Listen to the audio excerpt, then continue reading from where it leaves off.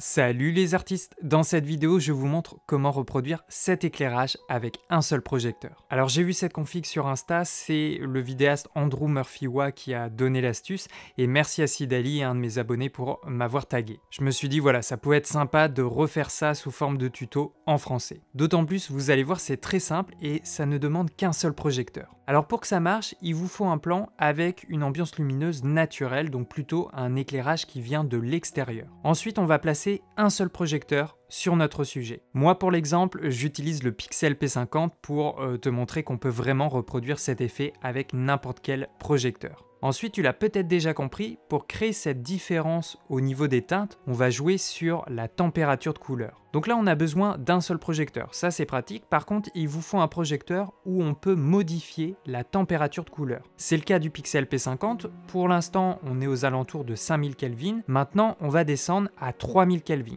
donc plutôt une simulation d'éclairage tungstène. Alors sur la caméra, là, au niveau du rendu, tout a l'air très chaud, très orangé, c'est normal, on est encore dans les 5000 Kelvin sur la caméra. Ce qu'on va faire pour que l'effet fonctionne, on va aussi aligner la température de couleur de la caméra sur celle du projecteur. Donc je descends ma température à 3000 Kelvin. Sur la plupart des boîtiers, vous pouvez personnaliser la température au centième près de Kelvin. Si c'est pas le cas, souvent il y a des préconfigurations et là je vous conseille de choisir la préconfiguration tungstène. Et voilà, c'est fini, on vient d'obtenir l'effet souhaité. On a aligné la température de couleur de la caméra sur celle du projecteur, donc à 3000 Kelvin. Et du coup, comme l'arrière-plan est principalement éclairé en lumière naturelle, elle a une température de couleur plutôt proche de 5600 Kelvin, en diminuant la température de couleur de la caméra, on augmente l'écart avec celle de la lumière naturelle et donc au niveau du rendu, elle va se refroidir, on obtient cet effet bleuté. Donc en fait, on a une sorte d'étalonnage, de simulation d'un teal and orange, alors qu'on a juste joué finalement avec les réglages de notre caméra et du projecteur. Après, tu peux aussi renforcer, contrôler et équilibrer tes couleurs sur ton logiciel de montage. Par exemple, avec Premiere Pro, c'est assez simple, on va dans l'onglet couleurs,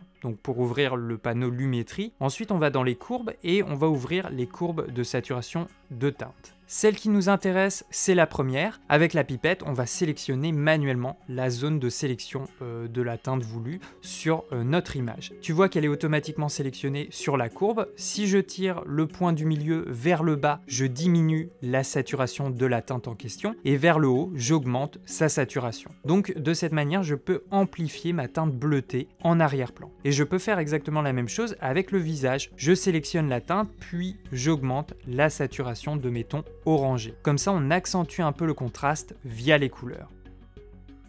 Éventuellement, si on veut, dans l'onglet correction de base, on peut manipuler la balance des blancs. Si on trouve que le bleu est trop présent, on peut augmenter la température. Le bleu va se réchauffer un peu et donc il sera moins saturé. Après, c'est un réglage qui s'applique sur la totalité de l'image, donc on va aussi réchauffer un peu l'orange, donc il faut bien doser tout ça. Voilà pour ce petit tutoriel, c'est déjà terminé. L'intérêt, c'est comme je vous disais, c'est qu'on a un rendu assez visuel très rapidement. Et là, on a une installation vraiment simple, on a utilisé un seul projecteur. Alors après, au niveau du rendu visuel, c'est libre à chacun, ça va pas plaire forcément à tout le monde. C'est un type d'éclairage qu'on pourrait appliquer en soirée, on a cet effet bleuté qui pourrait provenir de l'extérieur, peut-être de l'éclat de la lune, et le orange, les tons chauds, eux, pourraient simuler une source artificielle en tungstène, une ampoule, une lampe de chevet. Voilà les artistes pour cette vidéo, j'espère que ça vous a plu. Je vais essayer de vous partager un petit peu plus d'astuces comme ça au niveau de l'éclairage, je trouve que c'est très intéressant, et voilà, si ça peut vous inspirer un petit peu pour vos propres vidéos, eh bien c'est génial.